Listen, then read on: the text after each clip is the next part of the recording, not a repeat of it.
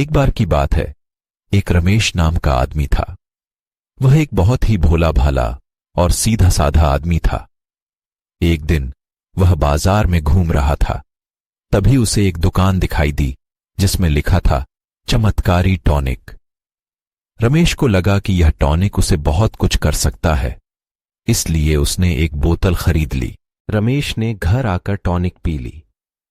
कुछ ही मिनटों में उसे लगा कि उसके अंदर एक अजीब सा बदलाव हो रहा है। वह खुद को बहुत शक्तिशाली महसूस करने लगा। उसने सोचा, अब मैं किसी भी काम को आसानी से कर सकता हूं। अगले दिन रमेश अपने कार्यालय गया। वहां उसने एक बहुत ही मजबूत आदमी को देखा जो एक बड़ी सी लोहे की वस्तु उठा रहा था। रमेश को लगा कि वह भी ऐसा कर सकता है। उसने भी उस वस्तु को उठाने की कोशिश की, लेकिन वह उठा नहीं पाया। वह बहुत निराश हुआ।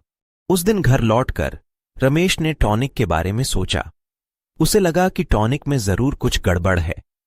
उसने टॉनिक की बोतल को अच्छी तरह से पढ़ा। उसने देखा कि टॉनिक का नाम चमत्कारी टॉनिक नहीं था, बल्कि चमत्कारी दवा था।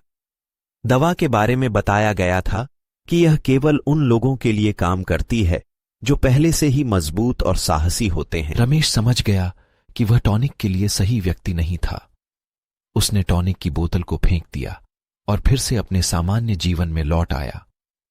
यह कहानी हमें यह सिखाती है कि हमें कभी भी किसी भी चीज पर अंधाधुंध भरोसा नहीं करना चाहिए। हमें पहले उसके बारे में अच्छी तरह से जान लेना चाहिए, उसके बाद ही उसे इस्तेमाल करना चाहिए।